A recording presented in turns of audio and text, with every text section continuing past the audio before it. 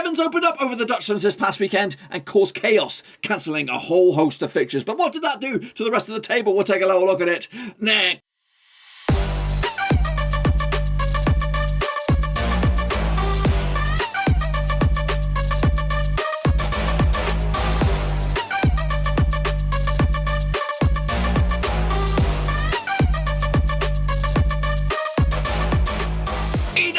The shade of that tonight, folks. Back once again with another prediction video. Today we're taking a look at match day number 22 out in the Dutchlands, and we'll get to that in just 1 second. If you're new to the channel, smash your subscribe button to get your bangers to little things Blackburn Rovers related, Eredivise related, World Football related. We're all here underwater. That's right, snow causing chaos, causing at least 4 postponements out in the Nederlanden. And we'll take a look at those games that got postponed, and of course the picks that took place in just a second. Big shout out to the Patreons. You know who you are.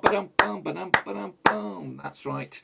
Big shout out to you guys. Of course, tremendous support behind the scenes. Big shout out to the patrons. Anyway, if anyone's interested, there is a link, hopefully, on the bottom of the screen showing you the real bloody. Anyway, let's get into the deep and then take a look at how we all got on last round with those postponements in play. Here we bloody go. Of course, kicking it all off on Friday. No problems there. Sittard against Heracles. Almelo. 1-0 win for Heracles. Ravelet on the score sheet giving Heracles Almelo the win. Got that one bang on the bloody nose. In fact, look at it. You're looking at royalty right here, boys and girls. You're looking at royalty. That's right. I think I've done this once before. I might have done it anyway, but PSV, that did go ahead against Twente, 3-0 for PSV. Doniel Marlin, a couple of goals there. Erin Sahavi on the score sheet as well for PSV. Luka Ilic got himself sent off. Actually went with a 2-1 win for PSV. Shabby, always not too shabby. Of course, Zwolle against Waalwijk ended up as a draw. Mustafa Samic, Ahmed Tuba on the score sheet, giving them the point split. Gosh, got that one bang on the nose. Got that one bang on the nose. I think you know where I'm going here. FC Emmen against AZ Alkmaar, 1-0 win for AZ Alkmaar. Yukari Sukwara on the score sheet, AZ Alkmaar, giving them the 3 points. Yes, indeed. And Heerenveen did beat Vitesse Arnhem 1-0. Henk Verman on the score sheet on that badger. And I also went with the 2 win. As you can see, I got all 5 right, guys. I got all 5 right. The rest, who gives a shite about the rest? Who gives a bloody shite? You look at perfection. That's right, I am the prediction king. That is true.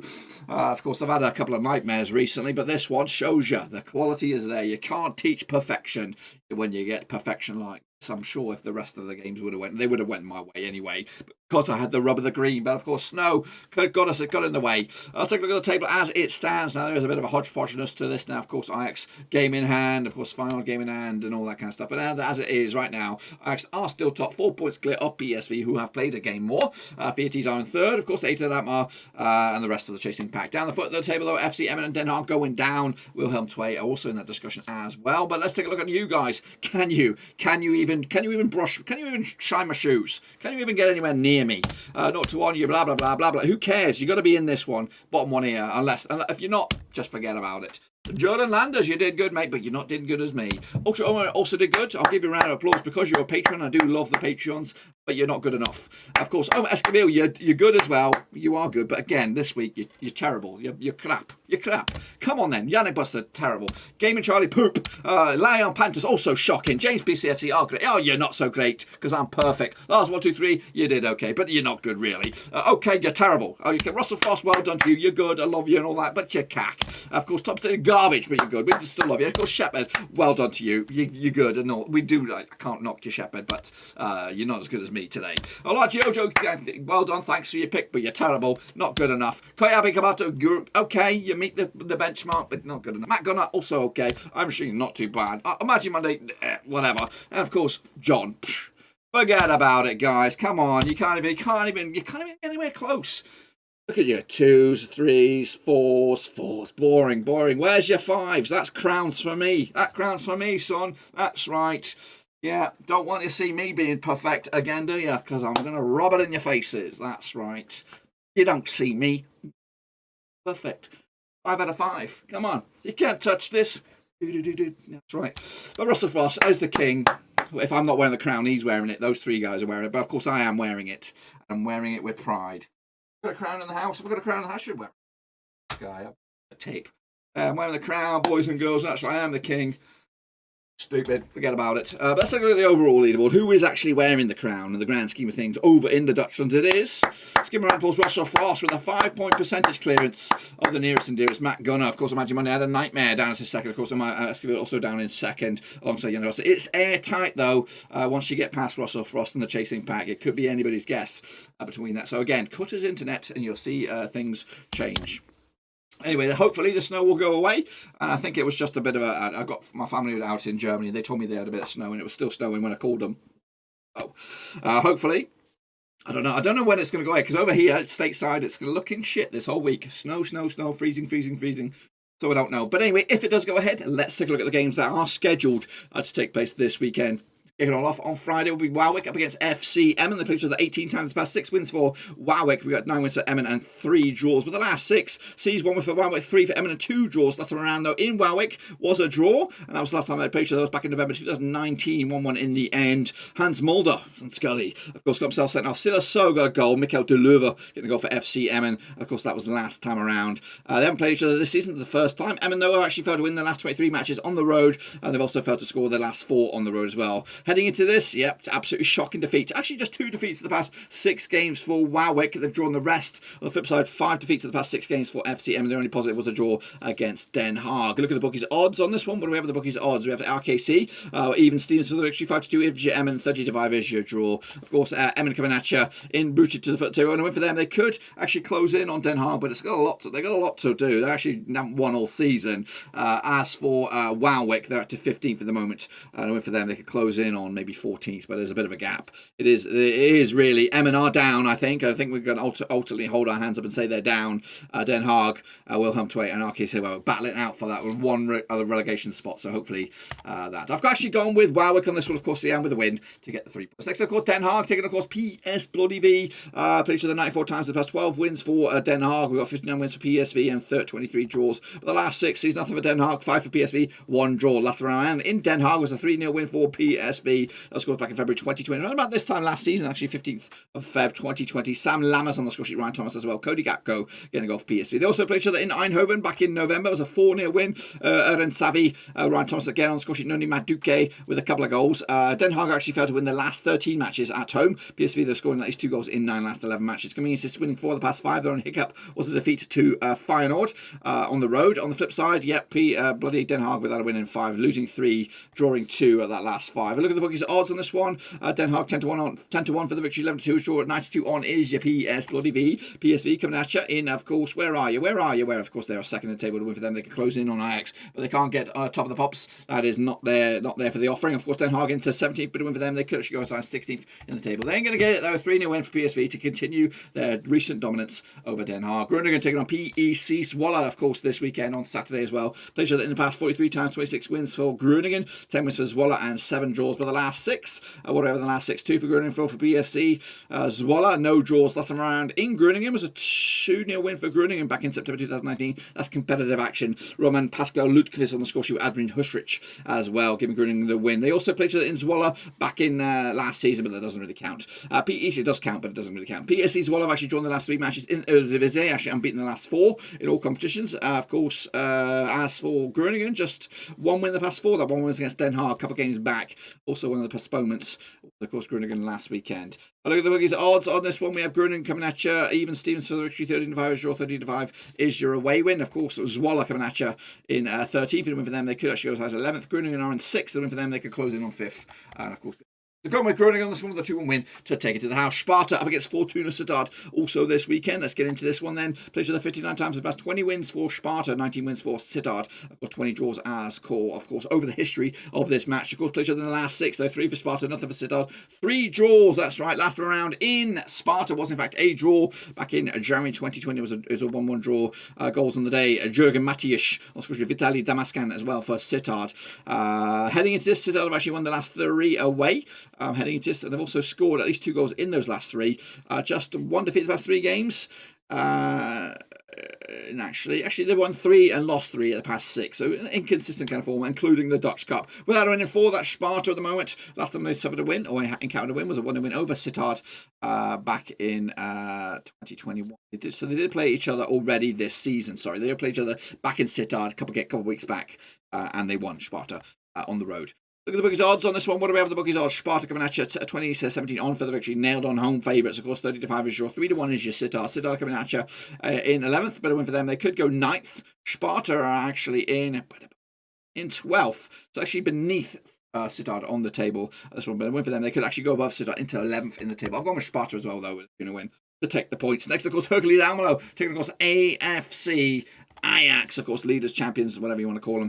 Played in the last 41 times, 6 wins for Heracles, 28 wins for Ajax, and 7 draws. But the last 6 sees 2 for Heracles, 3 for Ajax, and 1 draw. Pretty even Stevens, of course, last around in Heracles. Almelo was the one who win for Heracles back in February 2020. Cherry Dessers on the score sheet for Heracles. They also played each other in Amsterdam back in November. It was a 5-0 win for Ajax this season. Ajax actually won 13 of the last 16 matches in Eredivisie. Heracles, though, keeping a clean sheet in the last 3 at home. Heracles unbeaten in the last 4. Ajax actually won the last 4, including the Dutch Cup as well. Look at the bookies odds on this one.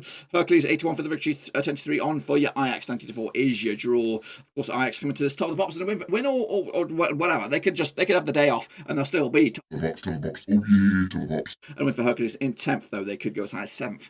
Closing in on Europa League action. Gone with Ajax on this one, the 2-1 win. It'll be close, but Ajax will take the 3 points. Into Sunday's game, of AZ Alkmaar take on Heerenveen. Of course, played each other 53 times in the past, 21 wins apiece and 11 draws. Even bloody Steven. Of course, last 6 though, 4 for AZ Alkmaar, 2 for Heerenveen. No draws last time around in AZ.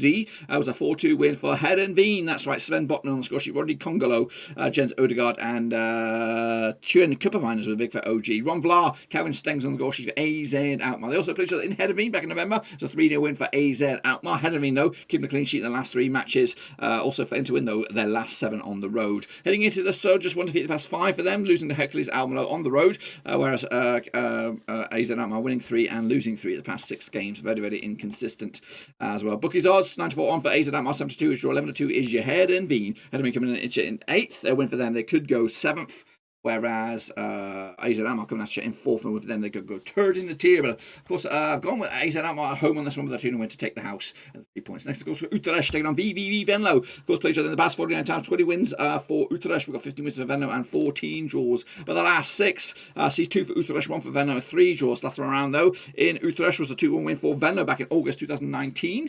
And that was goal scorers on the day was Ervid Linkhorst on the score sheet with a couple of goals there, Andrin Almelo as well. They also played each other back in VVV-Venlo back in September. It was a 1-1 draw. Goose Huberts and Sean Caliber as well. Utrecht undefeated in their last 7 home matches in Eredivise. They're coming into this, is that right? 7 home matches, should I say. So unbeaten in the last 4, picking up 3 wins and a draw to boot. As well, VVV Venlo winning 3 of the last 4 games, but they did lose the last one against Sittard, which was a bit of a shocker.